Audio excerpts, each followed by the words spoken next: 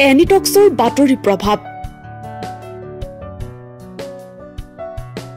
অৱশেষত এনিটক্সত বাতৰি সম্প্ৰচাৰে হিতাধিকাৰীক ধন ঘূৰাই দিবলৈ বাধ্য হয়।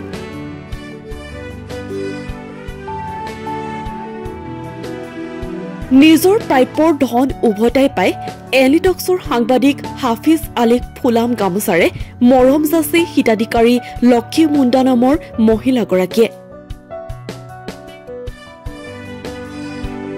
কিছুদিনৰ পূৰ্বে আমগুৰি উন্নয়ন খণ্ডৰ অন্তৰ্গত লক্ষী মুণ্ডা নামৰ এগৰাকী দৰিদ্ৰ মহিলাৰ প্ৰধানমন্ত্ৰী আৱাস যোজনা গৃহ নিৰ্মাণত ব্যাপক দুৰ্নীতি সংঘটিত হোৱা এটা বাতৰি আমি সবিস্তাৰে সম্প্ৰচাৰ কৰিছিলো।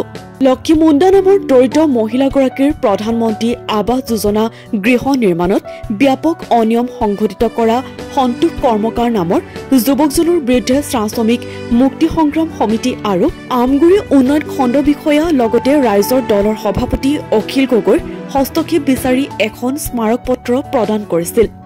শ্ৰমিক মুক্তি সংগ্ৰাম সমিতি আৰু এনিটক্সৰ বাতৰি প্ৰভাৱৰ পিছতে দৰিদ্ৰ মহিলাগৰাকীয়ে অৱশেষত ন্যায় লাভ কৰিবলৈ সক্ষম হয়। মহিলাগৰাকীৰ পৰা সংগ্ৰহ কৰা আৱাস যোজনাৰ ৪৮,০০০ ধন অৱশেষত সন্তোষ কৰ্মকাৰ নামৰ ঠিকাদাৰজনে সমুদায় ধন ঘূৰাই দিবলৈ বাধ্য হয়। দৰিদ্ৰ মহিলাগৰাকীৰ কাষত থিয় হোৱা এনিটক্সৰ সাংবাদিক আৰু শ্ৰমিক মুক্তি সংগ্ৰাম সমিতিৰ সভাপতি অবিনাশ তাছাৰ প্ৰচেষ্টাক স্থানীয় ৰাইজে এতিয়া প্ৰশংসাৰে উপচাই পেলাইছে। সুতৰ বিপৰীতে আমি আছো সদায় ৰাইজৰ স্বাৰ্থত।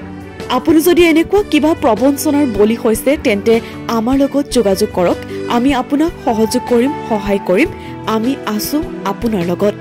আমি শ্ৰমিক মুক্তি সংগ্ৰাম সমিতি প্ৰায় আমি দুখীয়া পীড়িত সৰ্বসাধাৰণ মানুহক আমি সদায় কাম কৰি গৈছোঁ আৰু সদায় কাম কৰি যাম।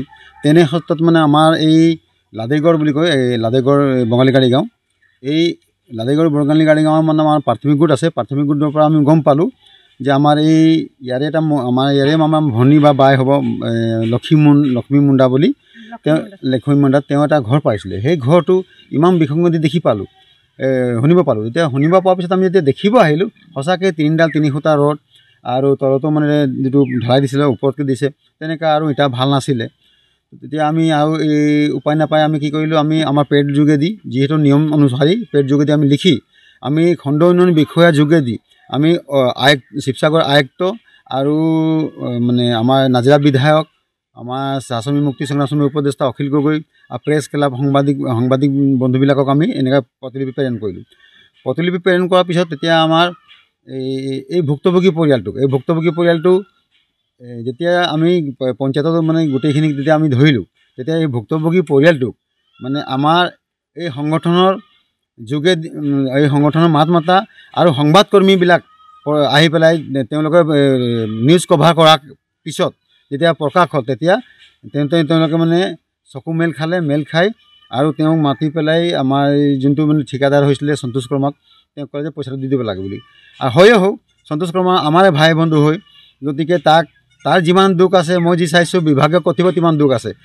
বিভাগীয় কৰ্তৃপক্ষ ইয়াত আগত আছিলে JPC বুলি কয়, যোনটো ফটো মাৰে আহি পেলাই, কিবা পুতুল চেতিয়া নে পুতুল শইকীয়া বুলি, তেওঁ যদি চাই যায় প্ৰথম কোটা ঘৰটো কেনেকৈ হ'ব পালে, তিনিডাল ৰডকৈ। গতিকে তিমান দায় মই বিভাগীয় কৰ্তৃপক্ষই কৈছোঁ। গতিকে যি কি নহওক, আজি সেই সন্তোষ মুণ্ডাই সেইদিনাখন দিলে 33,000 টকা, আৰু আজি সন্তোষ কৰ্মকাৰে আৰু আজি দিলে আপোনাৰ যি পইচা বাকী আছিলে সম্পূৰ্ণ পইচাটো তেওঁ ঘূৰাই দি পেলাই আৰু বাই ভনী ভাতৃভাৱ সদায় দিন থাকিব বুলি তেওঁ এটা প্ৰতিশ্ৰুতি দিলে। আমিও বহুত ভাল পালোঁ, যিহেতু আমাৰ এই ভাই বন্ধু হয়। কিন্তু দুৰ্নীতি কৰিলে ভাই বন্ধু বুলি নহয়, কোনো পৰিচয় দিয়া নহয়। কিন্তু তেওঁ যে কিবা ভুল কৰাৰ পিছত, দুৰ্নীতি কৰাৰ পিছত, তেওঁ যে মাফি মাগি পেলাই তেওঁ যে শুধৰণ এটা ল'লে, তাৰ কাৰণে তেখেতক মই এটা ধন্যবাদ দিছোঁ, যাতে ভৱিষ্যত তেনেকুৱা নকৰে। আৰু বিভাগীয় কৰ্তৃপক্ষক মই ইয়াৰ পৰা দাবী জনাইছোঁ, তেনেধৰণে বৰুৱালী পঞ্চায়তত বা কোনোবা পঞ্চায়তত আমাৰ দুখীয়া, আমাৰ আদিবাসী, আমি চাহ জনগোষ্ঠীৰ মানুহৰ ওপৰত যদি তেনেকুৱা কোনোবাই দুৰ্নীতি কৰে, তেতিয়াহ'লে আমি কেতিয়াও ৰখি নাথাকিম। তেনেকুৱাই কাৰ্যসূচী আমি আগবঢ়াই দি যাম। ইয়াৰে লগত আমাৰ সংবাদকৰ্মী বন্ধুসকলক মই ধন্যবাদ দিছোঁ। তেওঁ আহি পেলাই নিউজটো সম্পূৰ্ণমতে ন্যায়ভাৱে তেওঁলোকে প্ৰকাশ কৰিছে। আৰু আমি শ্ৰমিক মুক্তি সংগ্ৰাম সমিতি যিমান পাৰিছোঁ আমি এই মহিলাটোক ন্যায় দিবৰ কাৰণে আমি যিমান পাৰিছোঁ চেষ্টা কৰিছোঁ আৰু সদায় চেষ্টা কৰি যাম ইমান দিন। নাজিৰাৰ পৰা হাফিজ আলীৰ সহযোগত নিউজ ডেস্ক এনি টক্স।